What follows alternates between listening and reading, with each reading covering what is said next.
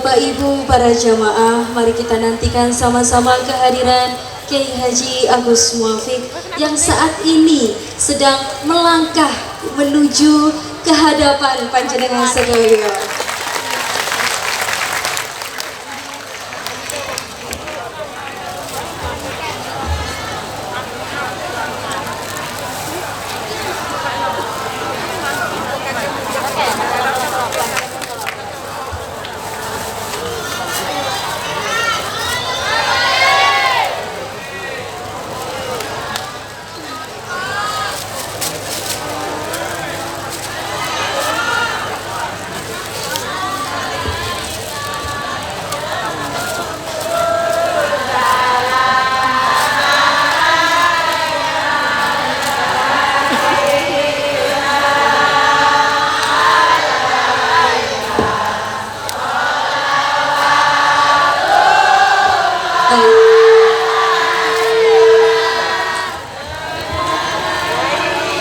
Panjenengan sedaya bisa menyaksikan dari layar Videotron di mana Kiai Haji Agus Muafiq yang sama-sama kita nantikan sedang melangkah berjalan menuju hadapan panjenengan sedaya.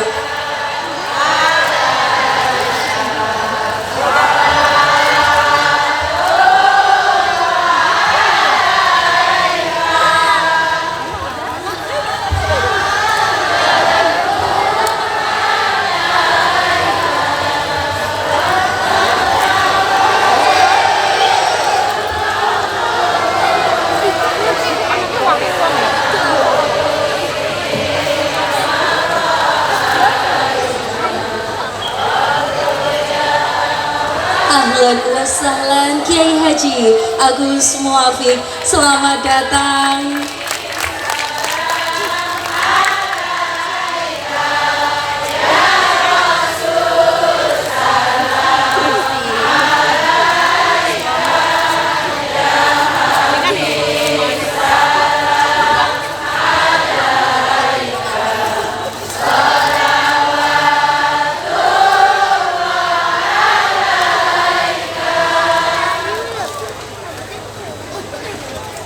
Sallu ala Nabi Muhammad.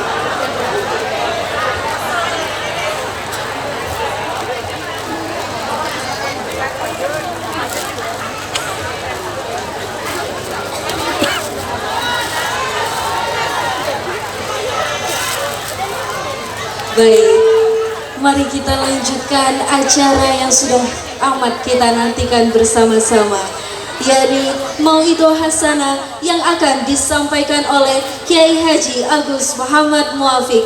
Kepadanya dipersilahkan.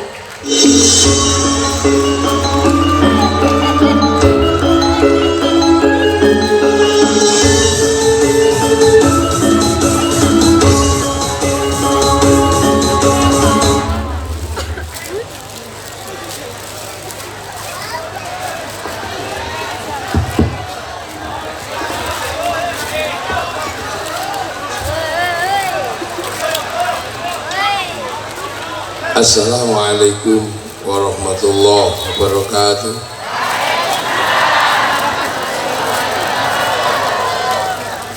Bismillahirrahmanirrahim. Alhamdulillah. Wassalatu wassalamu ala Rasulillah Sayyidina Muhammad bin Abdillah wa ala alihi wa ashabihi wa azwajihi wa dzurriyyatihi wa ahli baitihi wa man tabi'ahum bi ihsan ila yaumil qiyamah. Para alim, para ulama, para kiai, susipun Sofi Bulpet, Gus Hadi Kakal Hormati, pangarsanipun Gus Hasim, pangarsanipun Pak Wakil Gubernur, pun Pak Menteri, Pak Muhajir ingkang kula hormati, terus dia Pak Bupati, Gus Nizan, komplek ya kabeh putune Bapak Syariah, jenenge tentara. Para hadirin wal hadirat ingkang mulia, alhamdulillah. Niki acarane napa ten? Khol. Lah. Iki dasi sapi iki. Kula kirimi sapi. Niki dasi. Nanti tahun ini kula tau janji. Sone khole Bapak Syariah maneh cek sepi, tak kirimi sapi. Ampun, tak kirimi sapi ing Jogja niki. Lah niki ndase niki. Kula niku sedih soalnya. Nek ana acara sae kok gak ana panganane niku sedih. No malih niki khol sekaligus mulutan. Lho kudu ana panganane. Lho estu, lho nek ana acara kok gak ana panganane niku Pak Wakil Gubernur. Niku kula rada sedih. Pak Menteri, iki mulane wong Jawa niku senengane mangan. Arek mangan gak mangan kumpul. Mosok wis ngumpul gak dikeki mangan. Nggih, niku nek teng NU ngoten Pak Majid. Lah kok nek teng Muhammadiyah.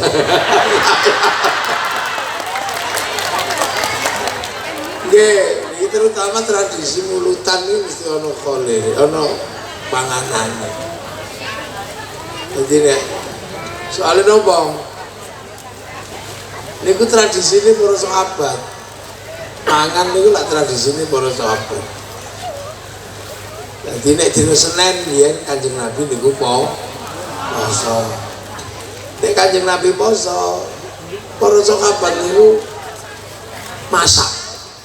Jadi nyiapno daharan kagem buka Kanjeng Nabi. Kagem buka. Lah mangke niku terus panganan niku kathah. Dibeto teng daleme Kanjeng Nabi supaya saged dipun dahar buka kali Kanjeng Nabi. Lah saderenge didahar Nabi sahabat niku senengane guyon. Kowe masak apa, Kang? Oh, aku masak gulai. Lah sampean, oh aku rica-rica. Lah aku iki suwe gak mangan gulai, aku kok njaluk gulaimu ya. Nggih. Lah sing siji, aku kok njaluk satemu ya. Berarti sahabat itu delok panganane kancane apa masakane apa ngene. Nah, mangke terus Kanjeng Nabi dipun suwuni donga. Disuwuni donga kali kenging nyicipi gedhi-gedhi ngoten niku. Gitu Kanjeng Nabi dongani Allahumma barik lana fima razaqtana wa qina adzabannar. Ngoten iki dongane Nabi.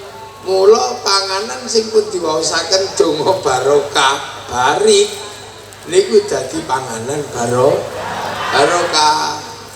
Nah, panganan barokah niku nek wis didongani dadi daging, daginge daging barokah. Lah daging barokah niku mboten diobong kali geni neraka.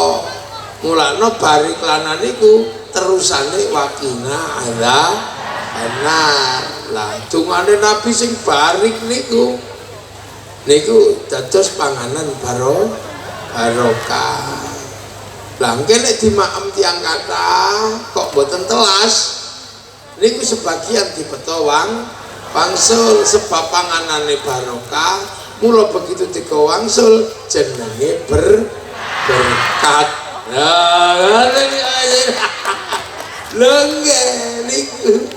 Dan niku kebiasaan para sahabat niku dadi aja dikira wong Jawa niku ngarang. Soale kadang niku tiyang boten paham dikira wong Jawa niku ngarang. Apa berkat masak-masakane dhewe kok dipangan-pangan dhewe kok barokah kok berkat lho. Wong dongane barokah masih oteke dhewe nek wis bar ditungani dadi donga barokah. Barangnya isih padha statusnya berubah. Kados lanang kali wedok, Pak Menteri, lanang wedok. Lanang wedok niku klambine ijo, kathoke abang. Sing lanang ya sing wedok klambine ijo, terus napa seweke ya abang budal teng KUA. Lah dateng KUA angkah tu kawazawaj tu qabil tu nikah barakallahu laka wa barokah alaika. Mula begitu medal king KUA barange tesih padha kathoke ya durung salin, tapi statusnya berubah dadi suami istri. Sadurunge mlebet KUA jiwit haram, jawil dosa. Sabare metu teng KUA status suami istri dadi halal, jiwit halal, nyopot kathoke halal.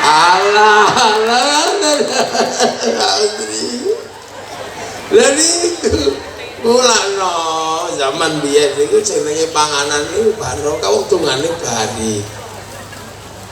Wonten sing takok, lho apa panganan iso nyimpen barokah? Lho aja meneh panganan, wong kaset niku lho nyimpen suara, flash disk nyimpen gambar. Dan niku mula wong biyen niku seneng nitipi donga teng panganan wedok kok ayu di I love you kok gak no panganan diseni diinstal rumiyin donga I love you. Innahu min Sulaiman wa innahu bismillahirrahmanirrahim. Utawa cara Jawa sunah mata kaji aja jaran goyang. Lalu iki didahar dadi I love you. Mangkane calon bupati, lurah wedi ana panganan gak ada statusnya. Kondi panganan ini. Jangan-jangan dari lawan politik ini kan. Lagi jangan-jangan dari lawan politik iki. Lah iki nek tak pangan kok. Jangan-jangan isine donga linggis. Begitu dipangan ya medengkleng ngene lah niku panganan. Makanya panganan itu di dalam Islam luar biasa. Dungane barik lana berkahilah kami, ora berkahilah saya. Karena makanan itu melibatkan semesta alam. Dari manusia dan sistem yang terlibat di dalam makanan, itu luar biasa besar. Semua terlibat, sama aja. Lho nggih, sing nandur sapa?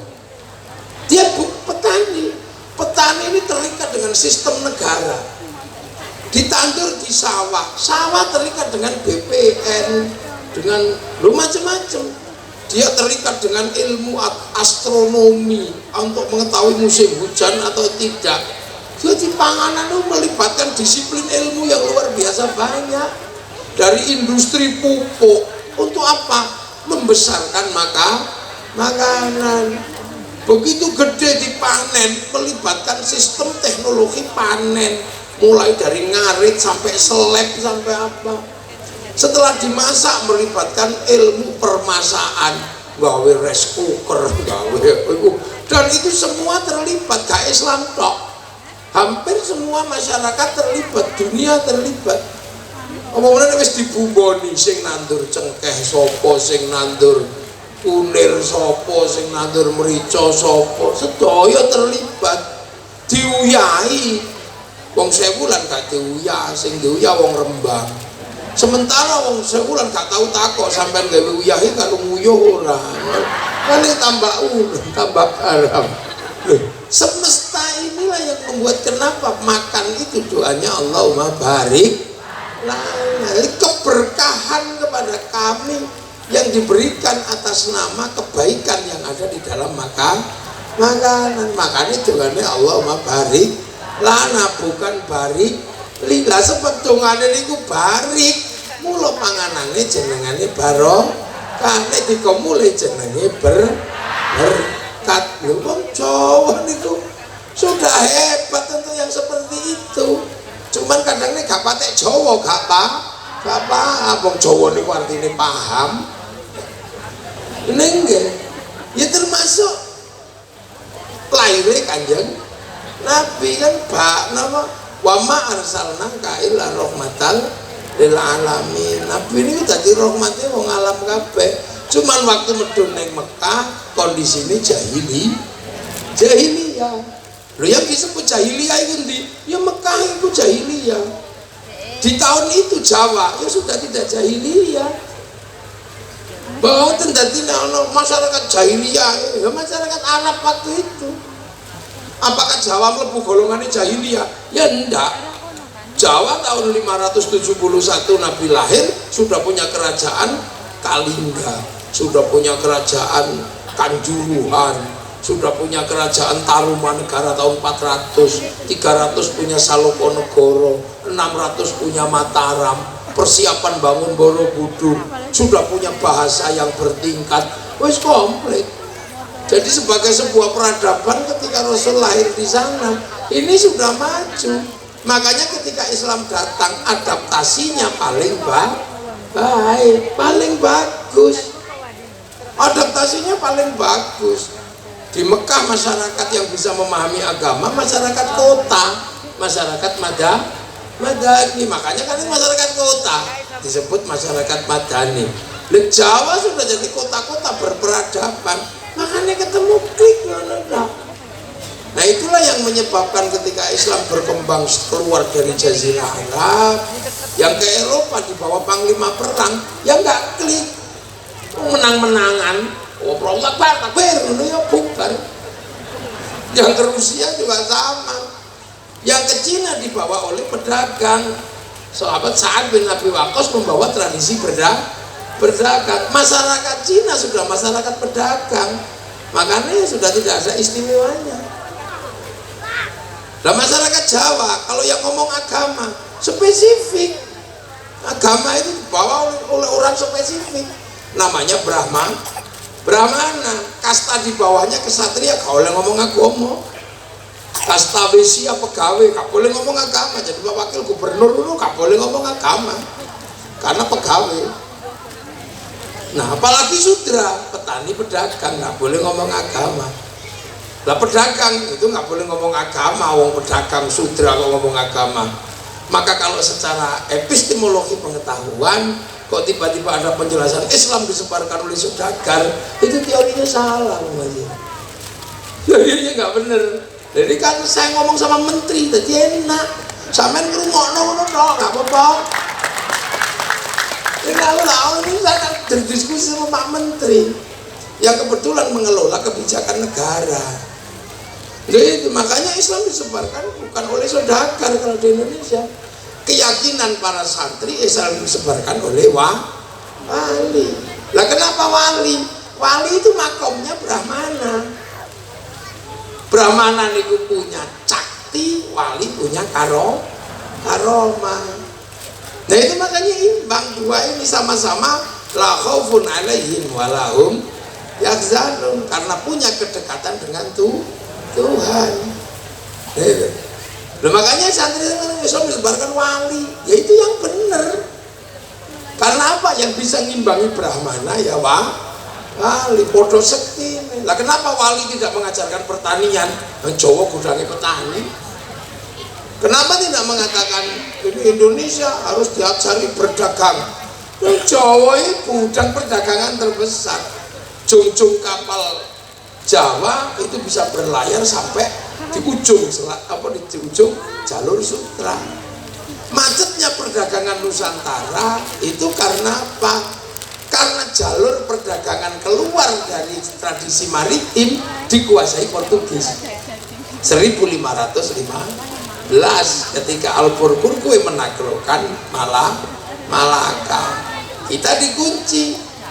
Nah tradisi itu menjadi semakin gila di zaman Belanda. Indonesia masuk Belanda, Singapura, Malaysia masuk Inggris, Traktat London. Traktat London. Makanya oleh Inggris, Singapura, Malaysia dikasih 1 jam lebih awal dari waktu Jakarta. Itu loh, panganan teko rame. Nah itu makanya Indonesia kalah 1 jam dari waktu Jakarta. Bursa Efeknya buka 1 jam lebih awal daripada bursa Singapura dan daripada bursa Jakarta. Nah itulah maka perpindahan waktu dari Jakarta ke IKN adalah salah satu siasat untuk mengambil peran di dunia digital agar kita tidak ketinggalan waktu dari Singapura dan Malaysia. Ini kan persoalan negara. Loh, gitu kan tepuk sing bangsa. Cuman sayangnya kita ini kadang nggak percaya. Milih presiden itu menghabiskan biaya triliunan.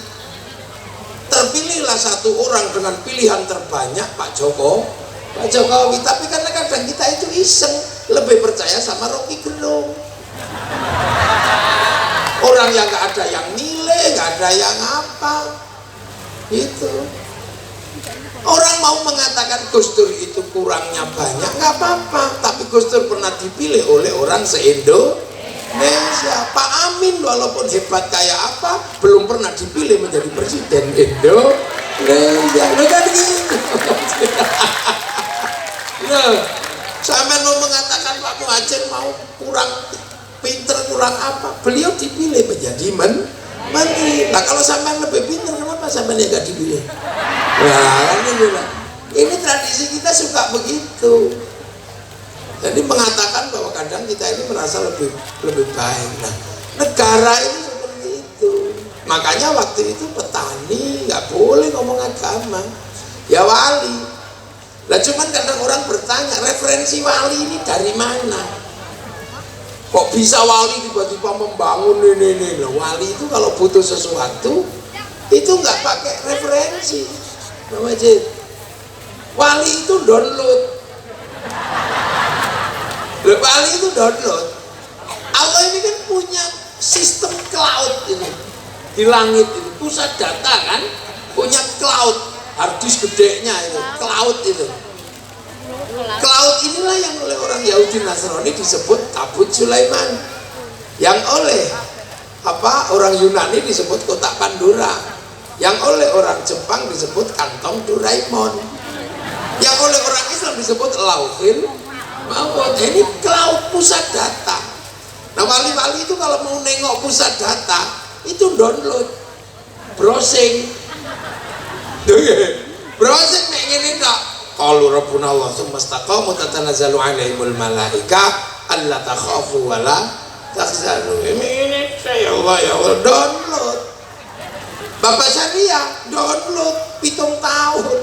Kewili di sini download. Nabi Ibrahim download. Nabi Muhammad download. Syekh Abdul Qadir 25 tahun download begini. Makanya wali-wali itu nggak pernah takut apa-apa karena tahu program dunia la khaufun alaihim wa lahum yahzanun. Maka wali-wali itu paketannya besar, paket datanya komplit karena downloadnya serius. Makanya wali-wali itu wifi-nya hidup. Nah kita kalau dijak download tidur. Makanya kita nggak punya wifi. Ibarat kartu kita nggak punya paket data. Mau kirim gambar, mau kirim browsing apa susah kalau nggak punya paketan. Tapi masih bisa hidup kalau cari paket gratisan. Kemana? Ke warung. Free wifi. .co.id.co.com. Nah kita kalau mau kirim doa, kirim fatihah, kirim ini nggak punya paketan ya nggak bisa ngirim. Makanya kita pakai wifi gratis. Wifi-nya siapa? Wifi-nya Nabi, wifi-nya wali. Ila hadratin Nabiyil Mustafa, namanya tawassul. Itu tawassul itu teknologi. Pak Menteri aja tepuk-tepuk loh, makanya doa itu bisa dikirim, bisa dibagi, bisa apa? Pusat datanya di sana. Makanya manusia itu melakukan apapun jejak digitalnya ada, mau terhubung sama Lauhil Mahfuz. Manusia mau turun ke sini dikasih diregister alastu birabbikum qalu bala syahidna. Ya wes tak kei paketan, paket nyawanya sekian, paketannya habis, klik gitu aja.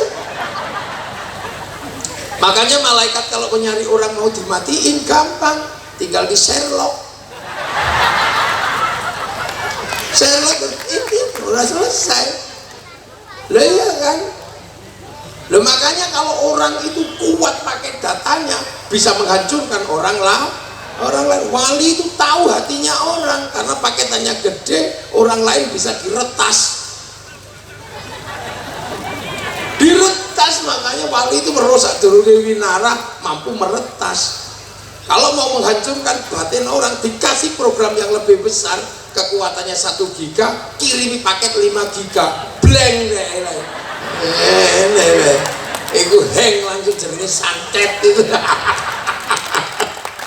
Nah itu. Nah makanya kiai-kiai dari dulu itu ada tradisi, ya sudah kalau kamu kirim doa, kirim Fatihah, sebut yang paket datanya paling gede, server utamanya Rasulullah. Ila hadratin Nabil Mustafa al-Jamil bin Muhammad syaitan jamal syaitan qori bi baria wa syaitan bil awliya al-masyariq al-maghrib bi qadir al-Jilani wa li abaina ummatina masyayikh masyayikh baba syariah wa al-jam muslimin wa khusus la ruhi pati waktul Fatihah langsung sell it. Lah iya, ada yang nggak percaya, mosok dongo bisa dikirim, bisa dibagi. Ya orang nggak tahu ini teknologi ini. Jangankan Fatihah, sepak bola aja bisa dibagi. Satu orang nonton di Qatar, syuting, naikkan ke satelit, maka kemudian dibagi ke seluruh dunia, namanya siaran langsung. Bagiannya sama dimanapun sama. Makanya kalau ada orang nggak percaya doa bisa dibagi, orang itu nggak punya TV.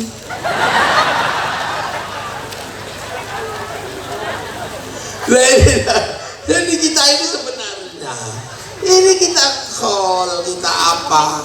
Ini kan itu sebenarnya kan cari wifi gratisan, iya kan? Pemancar utamanya di mana? Ya di Mekah sana, itu pemancar utama. Awwala baiti wudi'a lin-nasi lalladzi bi Bakkah mubarakah. Makanya Nabi Ibrahim ketika kehilangan sinyal Tuhan, matahari, apa bulan, ke situ. Cari sinyal ke situ. Rabbana inni askantu min dzurriyyati biwadin ghairi dzi zar'in 'inda baitikal muharram Rabbana liyaqimus sholata faj'al afidatan minan nasi tahwi ilaihim warzuqhum minas thamarati la'allahum yaskurun. Pemancar ditancapkan di situ disebut makom Ibrahim. Kita di sini fawalli wajhaka syatrul masjidil haram. Itulah yang nunjukin sinyal di situ siapa? Nabi Muhammad. Maka ketika bangun sinyal Allahu Akbar, kita pakai Allahumma sholli ala sayyidina Muhammad. Dan jangan lupakan jasa Ibrahim, kama shollaita ala sayyidina Ibrahim. Lan iku walladzina ja'u min ba'dihim yaquluna rabbana ighfir lana wa li ikhwanina alladzina sabaquna bil iman. Itu konsep itu. Loh, makanya Indonesia ini ketika ketemu dengan nabi yang ahsanuhum khuluqan, apa akhlak terbaik, rahmatan lil alamin, ya enak. Sana datang ke sini jadi rahmat, tidak jadi masalah. Jangan sampai Islam datang kok jadi perkara itu rusuh namanya. Makanya ketika Islam datang ke sini disebut tanaman kazar'in akhraja syat'ahu fa azarahu fastaghladu fastama'a ala suqih yu'jibu zurra al-yaghidhu bihimul kuffar. Ayat itu pertama wakafa billahi syahida. Rasulullah sendirian bersyahadat. Ya, Muhammadur Rasulullah, tapi nggak ada yang kenal di situ, makanya sendiri. Makanya disebut jahiliyah karena di sana nggak ada yang kenal. Karena apa? Mekah tidak punya tradisi Nabi karena nggak punya kitab suci, dia penyembah berhala. Yang punya tradisi kitab suci itu di Filistin sama Madinah. Makanya orang Mekah ketika dikasih Nabi nggak tahu, taunya dukun. Jadi makanya orang sana jahiliyah. Jadi sekali lagi yang disebut jahiliyah orang sana, bukan orang sini. Yang dikafir-kafirkan sama Allah ya orang sana, bukan orang sini. Ini kan harus dipahami, ini problem apa? Sosiologinya. Nah orang sana nggak kenal Nabi, makanya begitu ada Nabi diusir. karena mengajarkan ketuhanan yang bagi mereka aneh. Tuhannya satu, padahal di sana tradisinya banyak. Sudah gitu disuruh wudhu, padahal di sana nggak ada air. Mau diminum aja susah, suruh wudhu. Apalagi suruh jinabat, tambah sulit lagi. Orang sini jinabat gak ada masalah, air banyak. Di sana diminum aja susah, suruh jinabat. Padahal mereka bisa jinabat semalam 8 kali, susah. Makanan gak ada, suruh zakat. Udah tahu panas, suruh puasa. Loh ini kan sulit bagi untuk menerima itu. Makanya Nabi sendirian, Rasulullah sampai ketemu waladina ma'ahu. Siapa? Sahabat. Makanya sahabat itu ya orang Mekah. Namanya Abu Bakar, Umar, Utsman. Gak ada sahabat tuh namanya Joni, itu gak ada. Mukidi gitu ya gak ada. Iya sahabat ya itu. Nah waladina ma'ahu itu asyidda'u alal kufar. Lah kufar itu ya orang sana.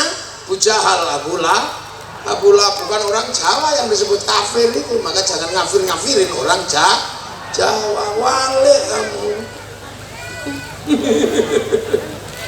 Sampai akhirnya ketemu resolusi Ruhama Ubay Nahum, ketemu resolusi, mulai paham. Karena ada Waroko bin Nufail yang menjelaskan bahwa itu Nabi, orang Nasrani. Ada Bukhaira yang orang Mekah sendiri nggak kenal Nabi, makanya Joseph ya kayak orang sini lah kenal kiai. Makanya saya nggak terlalu khawatir datang ke sini. Wong sudah kenal kiai, karena sebelumnya sudah diajari Bapak Syariah tentang sosok ulama. Saya datang kejak salaman mesti nyubit barang. Iya nih coba bokong itu karena kiai sudah diajarkan. Jadi jangan terlalu sombong. Saya kiai hebat. Ya kenapa? Ya karena orang sini sudah dikenalkan tentang kiai. Coba kalau orang sini nggak dikenalkan tentang kiai, nggak kenal. Seperti pedalaman Irian itu. Kalau lihat saya, pasti mereka guyut dok. Oh ini mesti tim pemburu babi kan gitu. Jadi kita ini kadang terlalu iseng membaca sirah nabawiyah, kita mengutuk-utuk Abu Jahal, Abu Lahab. Jangan-jangan waktu itu kalau seandainya kita hidup bersama Rasulullah, kita rombongannya Abu Jahal. Makanya tenang aja. Itu cara membaca historiografi, baca sejarah. Sampai resolusinya ketemu. Ruhama ubainahum tarahum ruka'an sujada yabtaguna fadlan minallah wa ridwanan simahum fi wujuh min athari sujud. Ya udah selesai kodifikasi. Habis itu nopo mathaluhum fit Taurat wa mathaluhum fil Injil kazar'in. Islam itu sudah digambarkan di Taurat, digambarkan di Injil seperti tanaman. Maka kunci keberhasilan Islam dimanapun adalah bagaimana cara menanam. Makanya orang Yahudi, orang Nasrani kalau mau menghancurkan Islam gampang, hancurkan cara menanam. Makanya tanam dengan cara Indonesia. Kalau ditanam dengan cara Arab ya nggak masuk kok tanah Indonesia. Makanya kayak saya ini ditanam di sini, kasih nama kiai. Karena sebelumnya orang sini tahu hebat itu kiai, tapi harus ingat kiai itu bukan cuma manusia. Ada kebo Kiai Slamet, ada tombak Kiai Pleret. Maka kiai harus ngerti teman-temannya. Makanya kalau bulan Suro keris Kiai tombak Kiai Sengkelat minta dimandiin, dia harus dimandiin sebagai sesama teman, mandikanlah kan gitu. Lah ya harus paham. Iya, karena kita ini yang paling utama namanya Kiai Haji. Kiai-kiai yang lain sudah kita kalahkan, masa jaluk atus gak didusi. Nah iya kan, Allah sampai di sini tanam sini pengeran. Sama orang Sewulan disebut sing ngecat Lombok. Nabi kanjeng Nabi sholat sembahyang. Akhirnya nggak ada masalah karena orang sini sudah ngerti sembahyang, ngerti langgar, peradabannya sama, lebih maju. Ya sama kayak sekarang kalau orang nggak paham pasti marah. Itu orang Jepang kalau datang ke sini ngamuk dia karena di sini yang namanya RE King disebut Hondamu apa Mio, ngamuk. Ini ngawur ini bid'ah ini pasti begitu. Wong ini mau Yamaha kok. Udah. Sampai di sini apapun minuman botol namanya aku. Wah, seluruh pembalut softtek di sini tuh. Seluruh makanan instan namanya sarimi. Maka nggak usah marah. Iya kan, kalau lebaran nggak usah emosi. Ya, kalau lebaran jangan emosi. Karena kalau lebaran seluruh makanan bungkusnya konguan. Begitu dibuka isinya renggi. Ngono nek gak paham ora Jawa. Makanya wong Jawa itu wong sing gampang paham. Makanya kiai yang ngerti, kalau ustad belum paham karena dia durung Jawa. Apa meneh sing urung rabi karo wong Jawa, tambah rapate paham Jawa. Kanca-kanca FPI ora patek Jawa iki. Kanca-kanca Wahabi ora pati Jawa. Makanya halo-halo. Lah karena wong Jawa paham. Sebelum Islam datang peradabannya sudah maju. Udah, jadi nggak perlu diajari akhlak seperti orang Arab yang masih jahiliyah. Di sini sudah ada kelasnya masing-masing. Ada kelas turu, ada kelas sare, ada kelas tilem, ada kelas nendro, ada kelas micek yo, sudah ada di sini bosok kromo itu sudah ada. Ada kelas mangan, ada naik kelas nedo dahar, ada kelas badok, muntal, sudah ada. Kelas-kelas itu ada semua. Jadi sistem kelas itu sudah ada, bahkan sampai statusnya ada. Kerukunan sudah ada. Di sana baru diajarkan sing rukun. Sini wis rukun, mangan gak mangan kumpul. Bahkan sudah ketemu Bhinneka Tunggal Ika. Wis komplit. Dan bahasan di sini lebih luas daripada bahasan di sana.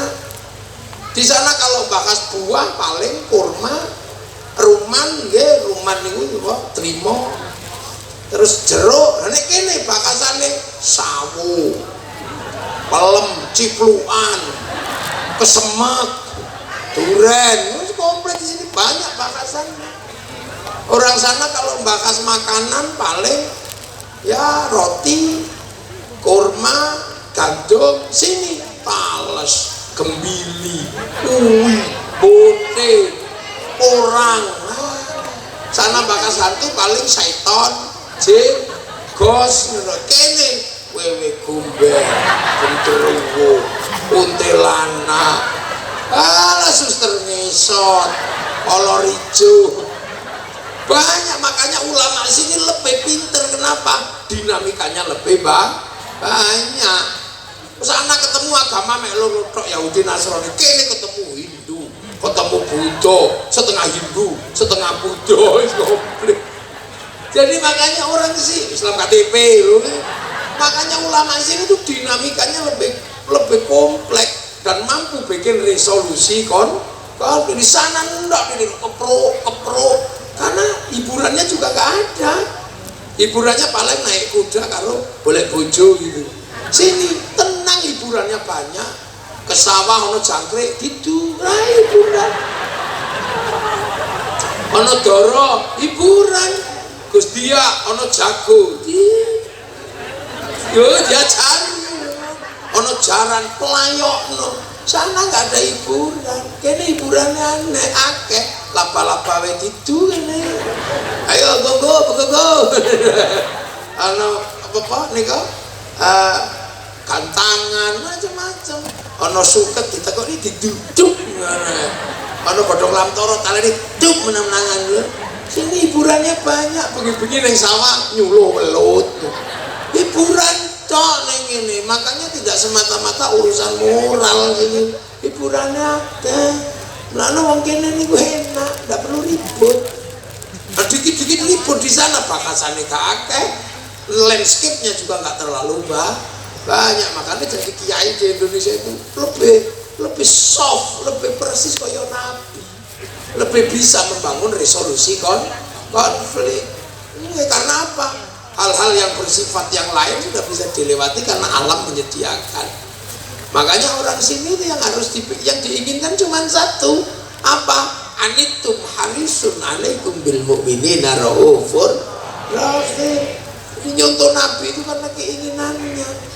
Nah itulah makanya para wali ketika mempertemukan Islam dengan orang sini enak, sudah rukun, sudah apa, maka pilihan tersulitnya adalah apa? Mempertemukan Islam agar tidak memecah belah kekuatan Nusantara. Konsepnya kafir, masalah ini kafir. Ini tepuk, sing banget Pak Menteri itu tepuk. Loh kalau kafir masalah. Makanya ketika satu ini berbeda-beda, gimana? Oh Nabi punya konsep. Apa konsep Nabi? Kullukum ra'in wa kullukum mas'ulun an ra'iyati. Kalian dan semua para pemimpin yang harus hidup saling bertanggung jawab antara yang mimpin dan yang dipimpin. Akhirnya konsep itu dimasukkan kepada orang Nusantara yang berbeda-beda tapi tetap satu jua. Maka konsep ra'iyah masuk ke Nusantara dan diterima oleh kita yang raja, hamba, semuanya patuh. Kawulo jadi kulo, hamba saya. Ini itu abdi, ulun. Semua masuk dalam konsep ra'iyah. Ra'iyah itulah yang diserap ke bahasa kita menjadi rakyat. Jadi ra'iyah itu bukan people. Kalau people itu vox populi, vox dei, suara mayoritas, suara Tuhan. Begitu dia mayoritas, mengatasnamakan Tuhan, menjadi kekuatan diktator mayoritas. Kita bukan proletar, kita bukan komunis. Kalau proletar kumpul namanya diktator proletariat, maka semayoritas apapun kaum muslimin dengan konsep ra'iyah tidak akan pernah menjadi diktator mayoritas. Nah itulah satu-satunya negara muslim dunia yang sanggup ngambil kalimat ra'iyah untuk konsep warga bangsanya hanya muslim Indonesia. Ada lihat. Makanya ra'iyah itu kalau kumpul namanya musyarakah, masyarakat. Ini masyarakat kalau berbeda paham, wasyawirhum fil amri, lahir konsep musyawarah. Karena yang nata para wali maka teritorinya disebut wilayah. Al-wali al-wilayah. Wilayah itu yang akhirnya jadi NKRI, Negara Kesatuan Republik Indonesia. Itu. Makanya penerus para wali mengatakan NKRI harga mati. Yang bukan penerus wali, NKRI harga pas. Lah itu. Lah karena NKRI ini membangun konsep ra'iyah, maka pemimpin tertingginya Majelis Permusyawaratan Rakyat. Kenapa pakai majelis? Karena majelis adalah konsep tenggang rasa dari yang berbeda. Beda tafassahu fil majalis fafsahu yafsahillah. Majelis Permusyawaratan Rakyat, Dewan Perwakilan Rakyat. Nah ini yang landasan kita anut sehingga kita selamat menjadi bangsa masa depan. Apa bangsa masa depan? Adalah bangsa yang mampu bangun persatuan. Nah itu aja. Nah, makanya Arab satu bangsa pecah puluhan negara, Cina satu bangsa pecah puluhan negara, Afrika satu bangsa pecah puluhan negara. Tapi kita dengan konsep ra'iyah, puluhan bangsa, suku dan agama mampu bersatu dalam satu negara, Kesatuan Republik Indonesia. Nah ini jadi negara paling sunnah di dunia ya Indonesia. Makanya orang mengatakan negeri ini tauhid, oleh kok tempil ini oleh. Polisi boleh nangkep orang yang mengatakan negeri ini tauhid karena dia mengatakan sesuatu yang bersifat fitnah, sementara kita negara paling sunnah. Nah itu makanya para penerus wali membangun negara terus, ada yang jadi DPR, ada yang jadi bupati, ada yang jadi menteri, ada yang jadi wakil gubernur, ada yang nyalon. Pokoknya yang penting ini bagaimana kita mempertahankan nilai persatuan yang dibangun oleh konsep nabi kenabian. Ini ada nggak paham. Nah itulah makanya kita ini selalu membangun persatuan. Makanya santri slogannya pakai bahasa Al-Quran, wa'tasimu bihablillahi jami'an wa la tafarraqu, jangan bercerai-berai. Makanya kita ini begitu bilang NKRI, kita nggak main-main. Kita selalu membangun persatuan, bahkan membiayai persatuan. Berapa kali kita bersatu dalam setiap tahun untuk urusan Nabi, lahiran, terus mulutan, Isra Mi'raj, semua dibangun persatuan itu. Iya kan? Dan itu dibiayai oleh masyarakat. Setiap kegiatan ini 500 juta, 100 juta habis. Kalau se-Indonesia bulan Maulud, berapa triliun dikeluarkan oleh orang Indonesia. Akhirnya Islam terjaga secara informal, tidak membebani negara. Coba kalau ini dibebankan kepada negara untuk membangun persatuan dan mengatur perputaran ekonomi informal, negara gak kuat nanggung, bangkrut negarane. Ya, itulah makanya Indonesia yang membangun persatuan dengan cara seperti ini tidak pernah berharap kepada negara untuk menjaga Islam. Makanya kita tidak pernah bilang harus negara Islam. Enggak, Islam kita jaga secara bersama-sama. Makanya yang nggak punya sistem seperti ini selalu mengatakan khilafah harus terbentuk di Indonesia. Karena apa? Mereka hanya membayangkan yang bisa menjaga Islam hanya negara. Sementara kita secara umum masyarakat bisa menjaga negara, membiayai. Itulah Indonesia. Ya. Makanya santri Pak Wajir gak pernah membayangkan mari kita dirikan khilafah. Nah perlu. Kenapa? Islam terjaga dengan cara seperti ini, dibiayai. Sekali datang kayak begini aja berapa pembiayaannya loh. Dan berapa roda ekonomi yang jadi diputar seperti ini, berapa?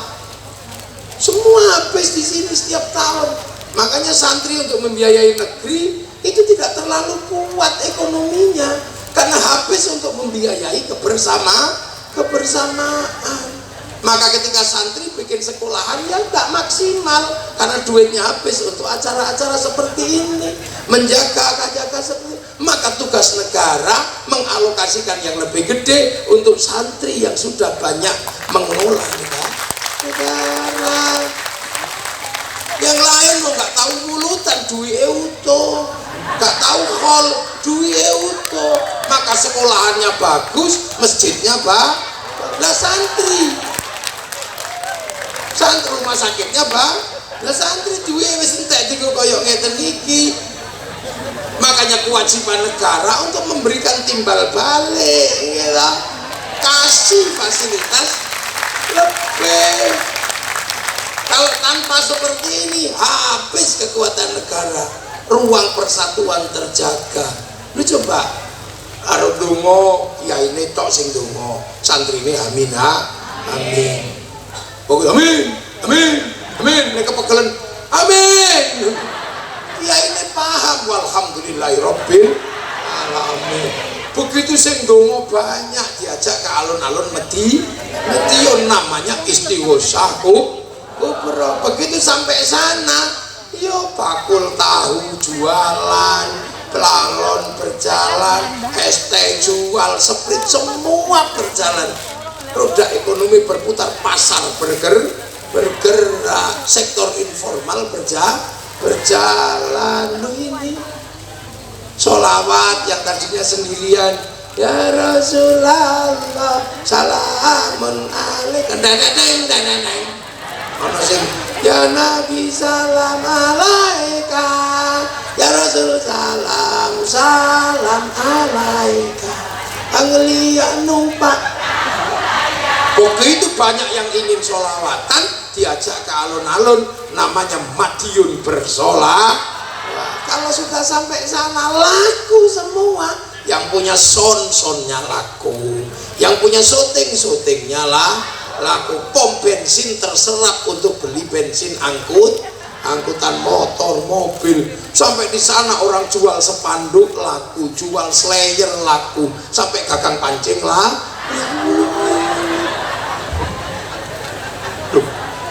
Ini kekuatan ekonomi rakyat yang luar biasa. Persatuan terjaga, ekonomi berputar. Padahal mestinya itu tanggung jawab negara.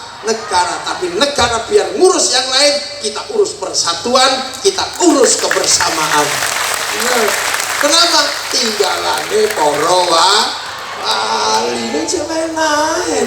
Nah yang datang Habib Syekh, ya ya kain putih laku semua. Nah sing teko mafia sholawat kain hitam laku semua.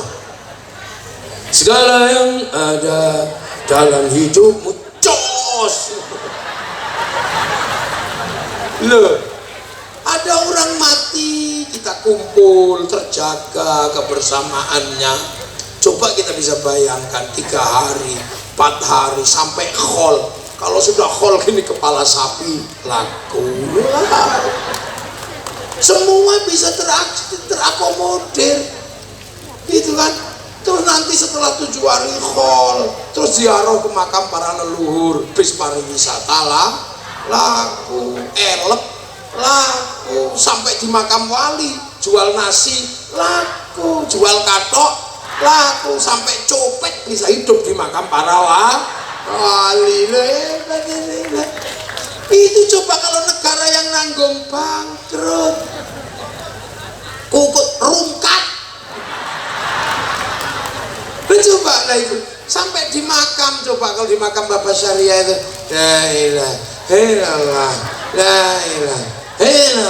ini belum selesai. Sak rombongan teko meneh sallallahu ini belum selesai, satu rombongan datang lagi ila kadratin nabiyil mustofa mukamatin sallallahu alaihi wasallam pateka. Ono sing komplain yang fasih ini enggak, gentenan enggak, biasa aja ganti bareng.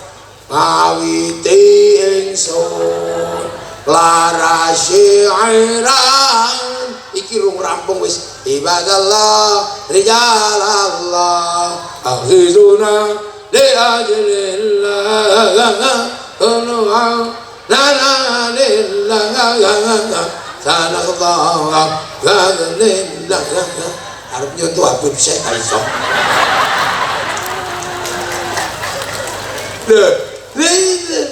Terus tiba-tiba lagi rame gitu, ada satu orang masuk, copet ini gitu.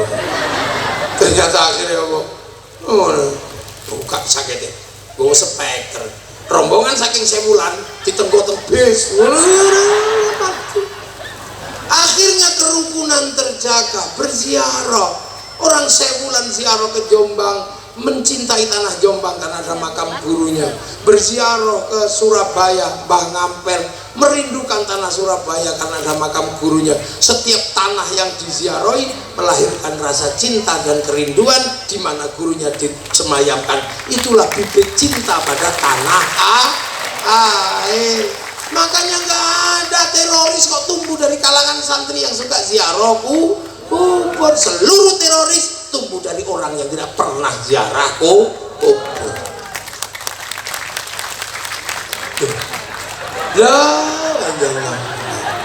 Makanya polisi, TNI gak usah mencurigai santri, gak akan jadi teroris. Itu bener Pak Wakil, gak ada. Mau ngebom Surabaya takut sama Sunan Ampel, mau ngebom Madura takut Mbah Khalil. Makanya teroris itu blangblung, kenapa? Gak ada yang ditakuti. Loh, ini kan negara. Makanya anak-anak santri cinta ziarah kubur, ya cinta negara, terbangun dibiayai. Terus kiai itu juga nggak bisa dibiarkan karena atas nama Tuhan. Makanya kiai itu dibatasi, dibagi 2.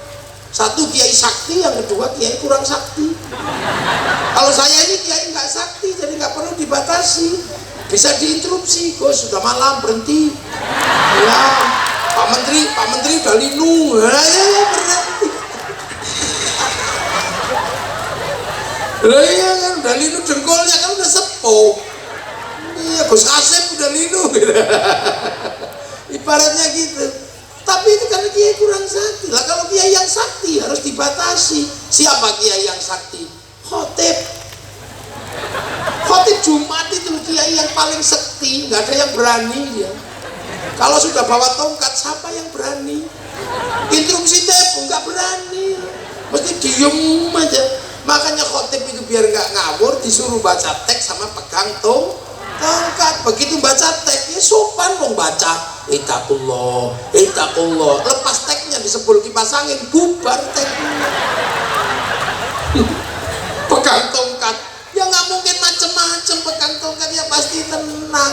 Itakullah. Lepas tongkatnya jatuh. Makanya orang kalau pegang tongkat sama baca teks khutbah tenang, sopan. Begitu tongkatnya hilang karena bid'ah menurutnya, maka tangannya saudara cowok, iya gitu. Iya kan? Makanya kalau nyari yang kocok-kocok gitu, lihat aja masjidnya, pasti nggak ada tongkatnya. Lah itu santri. Lah makanya enak. Lah itu penjagaan seperti itu luar biasa kita lakukan setiap hari. Forum informal selalu berjalan, ruang ekonomi berputar, edukasi di luar edukasi resmi berjalan. Negara tinggal pesan mau ngomong apa, pesan aja sama kiai.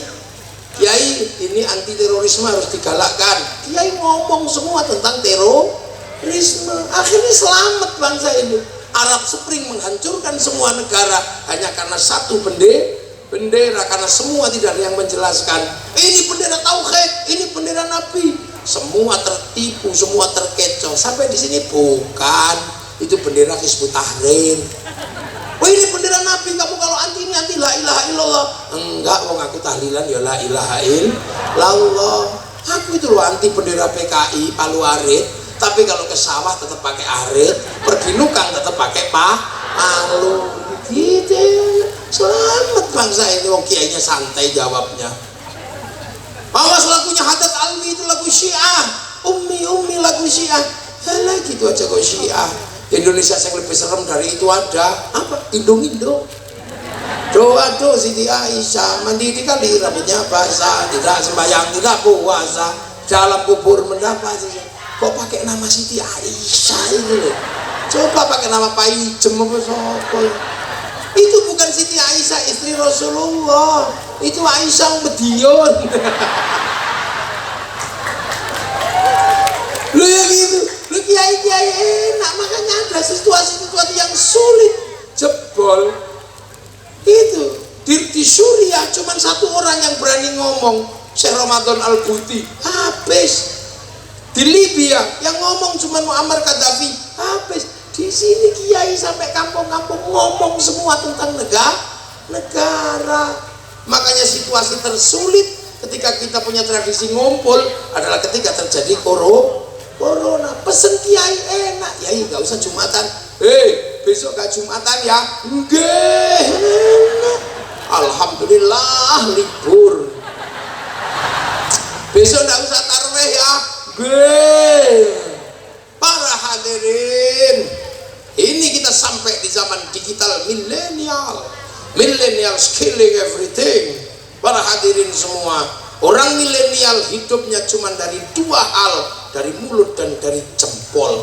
Makanya mulut milenial gak bisa ditahan, bisa ngomong apa saja karena medsos memungkinkan untuk itu. Para hadirin, yang kedua, dosa manusia bisa terbuka karena punya jempol.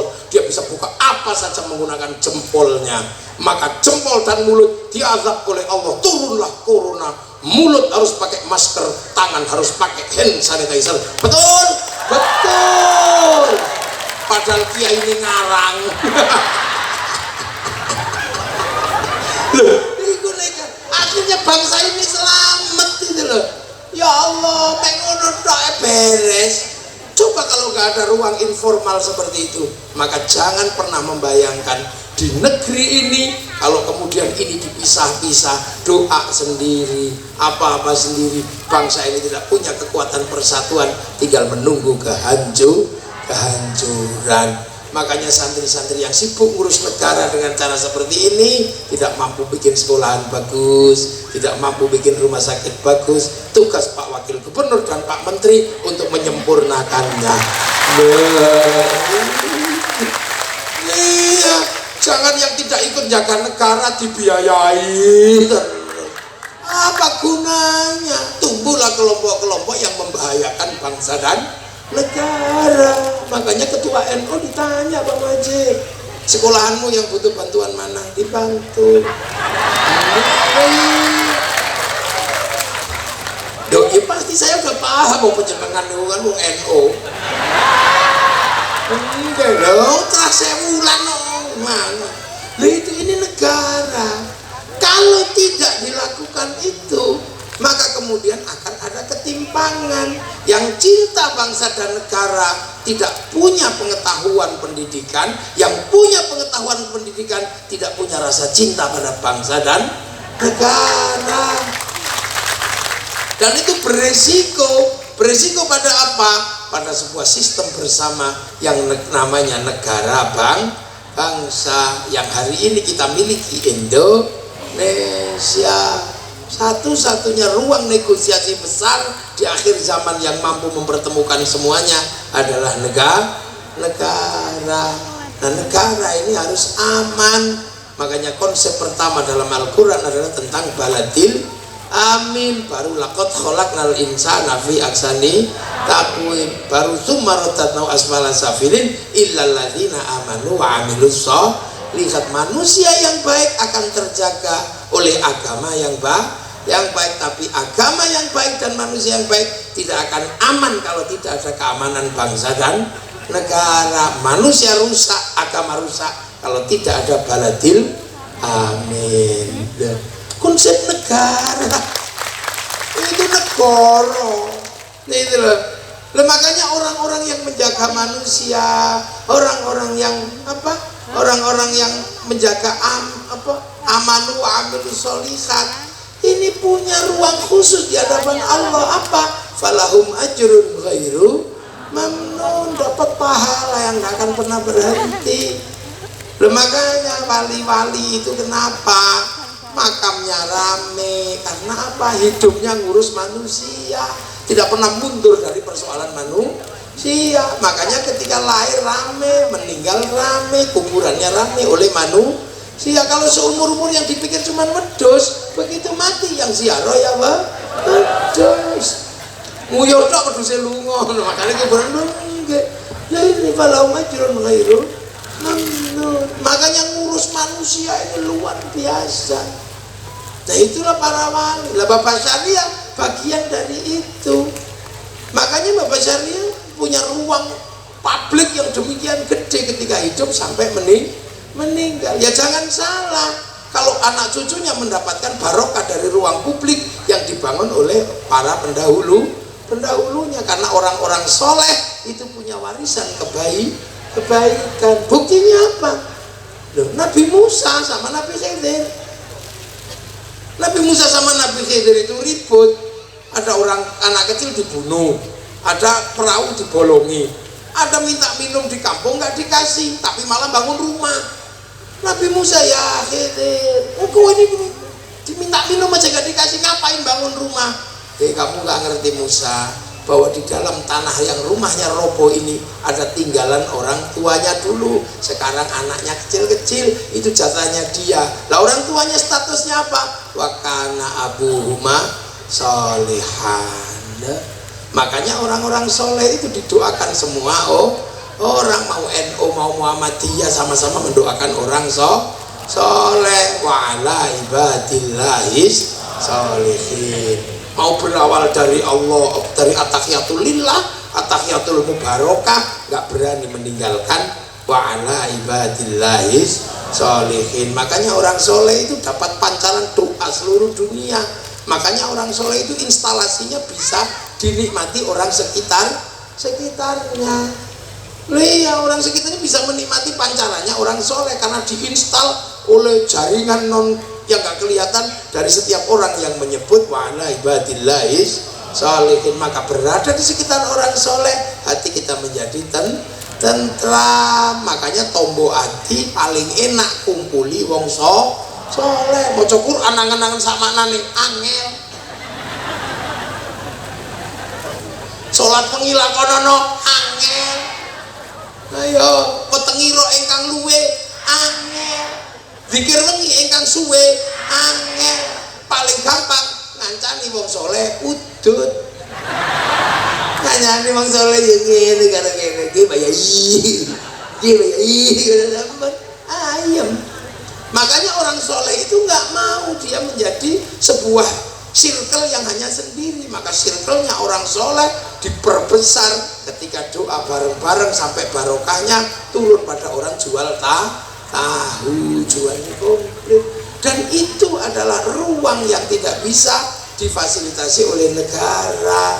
Makanya itu kita lakukan, dan dari situ kita menjaga persatuan bangsa dan negara. Walaupun tidak ada investasi, artinya tidak ada lapangan kerja, kita masih bisa menjaga munculnya sektor informal. Informal pilihannya cuma dua.